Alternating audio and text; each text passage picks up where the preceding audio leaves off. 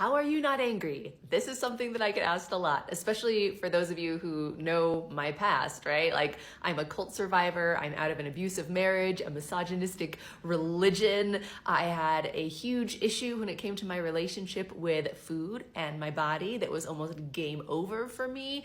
So when other people even hear my story, like, they get angry for me, and I can appreciate that. And so when people are like, how are you not angry? I was. Like, anger was a completely valid and really important response to my past and my circumstances. But here's what makes all the difference. This is in probably like the top 3 of most valuable tools that our clients say that they've learned from us. And I'm going to break it down really quickly for you here. With learning emotional mastery, you want to think of emotions like different frequencies. You've got your low frequency emotions like shame, and then you've got your higher frequency emotions like joy and purpose. Now, all of these emotions are 100% valid and important, but they have a different nature. For instance, shame is a stuck emotion. Shame is, I want to hide and I don't want to do anything. And anger is so important because it is an action emotion. Anger gets us to do something about it. But here's where a lot of people get stuck. They feel shame about their anger. So they go from shame to getting angry to wanting to do something about it. Then they feel bad about feeling angry and they go back to shame. So they stay in this anger and shame cycle.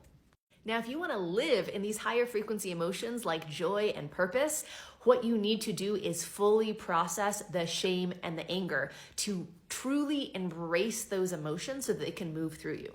This was a really intense experience for me, and I can appreciate if it's intense for you as well. I've been taught my whole life that anger was a completely immature and unacceptable way to feel, and when I finally embraced and processed that anger, my whole life changed. So yeah, now I can talk about being raised in a cult and all the horrible things about that and get the gold and the lessons out of it and transform other people's lives because of it, because I have fully processed those emotions. So if you have had a rough past and some hard things happen to you, it doesn't make any of those actions of other people acceptable. Those are totally unacceptable. You should not have been hurt. But if you are feeling stuck, it is probably an internal work of you processing those emotions that's going to allow you to move past that hurt and that anger, which is important. Like, you got to embrace that first, but then to be living at those higher frequency emotions so that you can be able to get the gold from your past experience instead of be stuck in those difficult emotions.